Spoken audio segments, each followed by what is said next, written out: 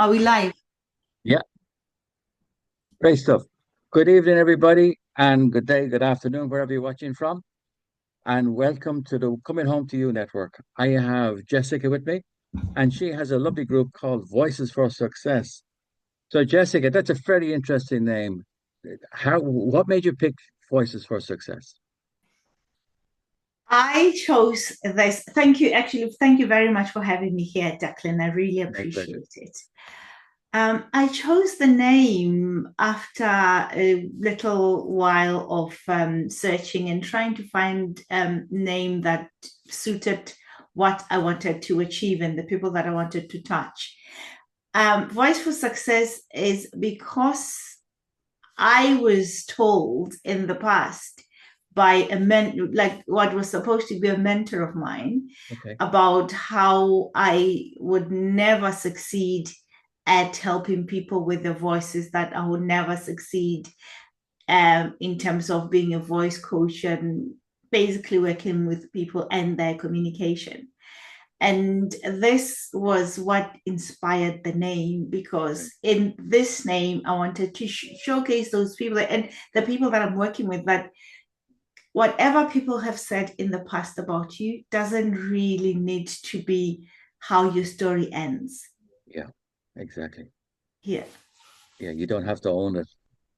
And it's amazing too how there's power in words, and especially when we're younger, that we are susceptible to what people tell us. And when somebody tells us, oh, you can't do that, or you'll never be good at that, somewhere that kind of hits us and we kind of thinking, oh, either we can go down with it or we can say, we can use it as fuel and say, watch me. Oh yeah. Absolutely. That's actually that was my story, because this person was somebody who had been successful at public speaking and being a Right. voice trainer, and I had gone to them after a whole long period of searching and working on my voice, working, doing training and being coached. So I went to her and said, I would love to pursue doing public speaking and helping people with their voices.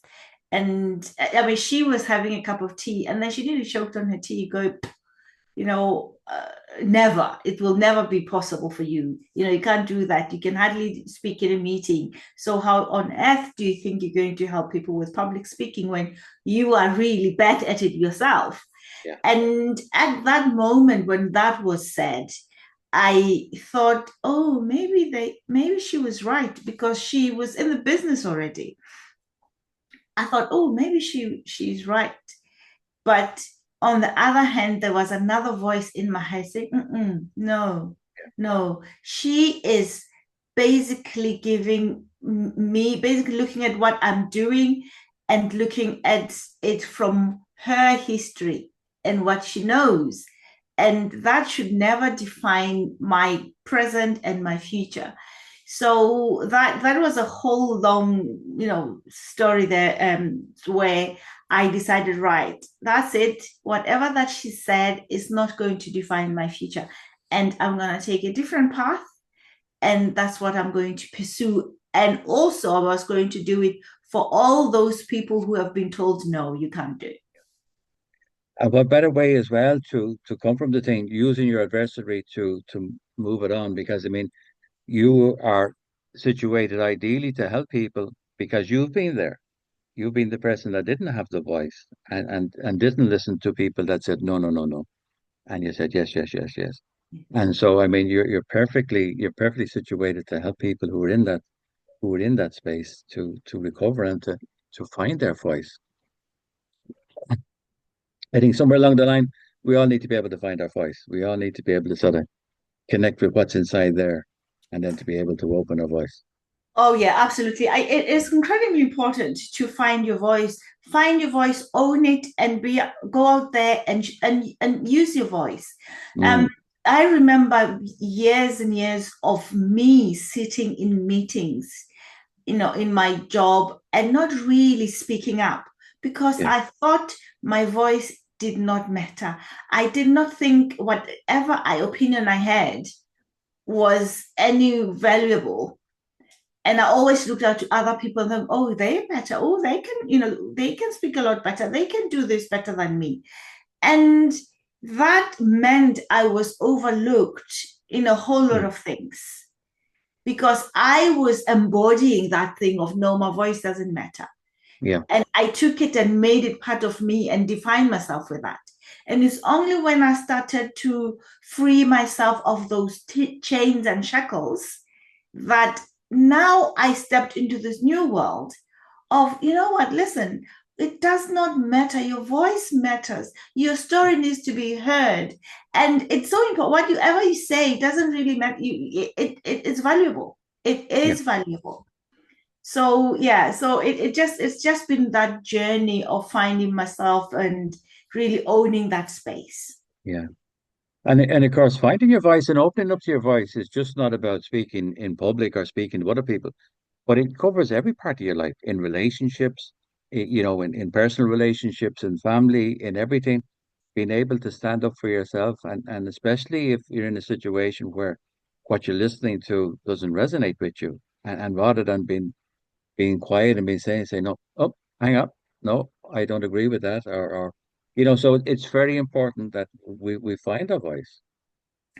It's very important that we find our voice and use our voices in a way Yeah, that helps bring other people up, yeah, because there's so many times different ways that we say things to people yeah, that kind of really dampens their spirit, and we say things to our loved one that we regret. And it's just so important that when in that whole process of owning your voice, you own it and use it respectively and help that's it. bring other people up, and not use that to dampen other people and dim their light.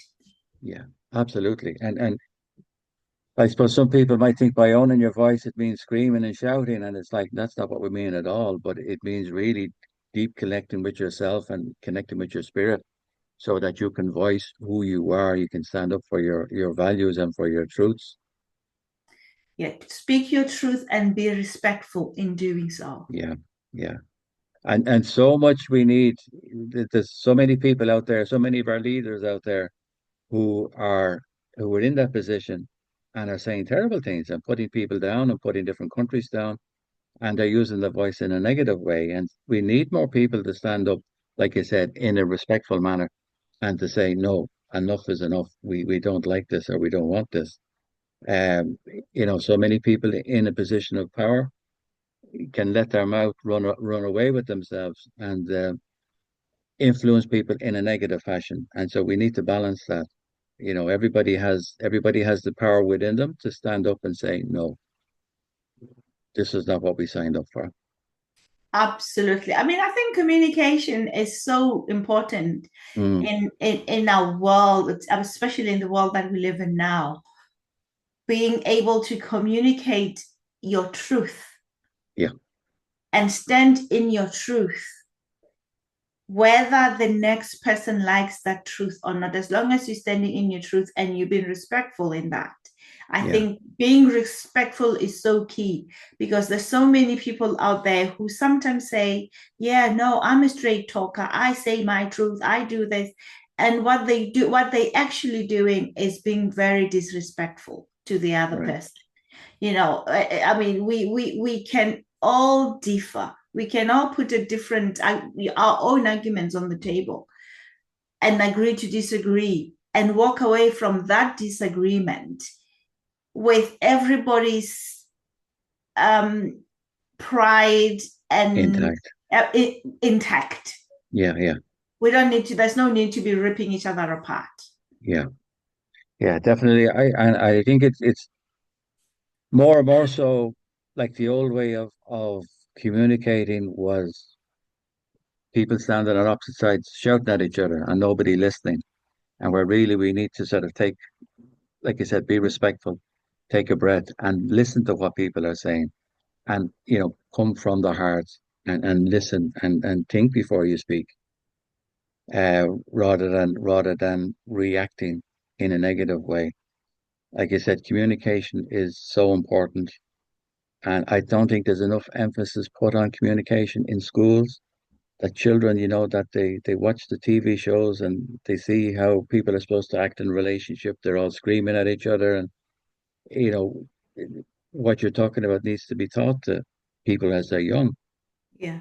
And what I you say is that when we communicate, there's when you break down the voice into its smaller parts, it's when we speak our voice in our voice we've got the pitch, pace, melody, tone, and volume, Mm, and how we regulate those five key elements will determine how you received. yeah, If you're speaking out loud and you're fast paced, that can be perceived as anger, but you can still say the same message and play around with your pitch, pace, tone, melody, and volume, and that will be received a lot better. So we need to understand our voices, how the voice works, so that we can use it for the purposes that are going to serve us and add value to ourselves and add value to other people. beautiful. Jessica, typically, what does a session with you look like? Do you teach people one-on-ones or in group sessions, or what way do you work with your? I work with people. I work with people one to one, and I do groups as well. What we do is usually we you will have like the initial session, which is basically used to understand what the other person is looking for and what their goals are. And then once we've determined their goals, and then that will help us kind of work out whether they will be suited for one to one or they'll work better in a group. Because sometimes if it's just about mastering the voice, understanding, how the mechanics of your voice works, that one to one is better. But if someone comes and they're looking for gaining the confidence in public speaking and all that, the group will be better for that. Okay, So I do both, and I work with men, I work with women. And so the main thing is that initial session where we have a chat about what the goals are and what is it that that person is looking to achieve. very good, very good. And you're based in Belfast, so do you work people in one-on-one in flesh or online as well? I'm in a fortunate position to do both. So the majority of the people that I see are online, but I do have people that I see in person. Those that are local to where I live, I see them in person. But with technology, it's so Exactly, yeah, yeah, fantastic that we can work with people from across the other side of the world, and it just makes it so much easier. It makes everything so accessible. yeah, yeah. Brilliant stuff, brilliant stuff. Jessica, it's a pleasure talking to you. Is there anything that you would like to leave our listeners with?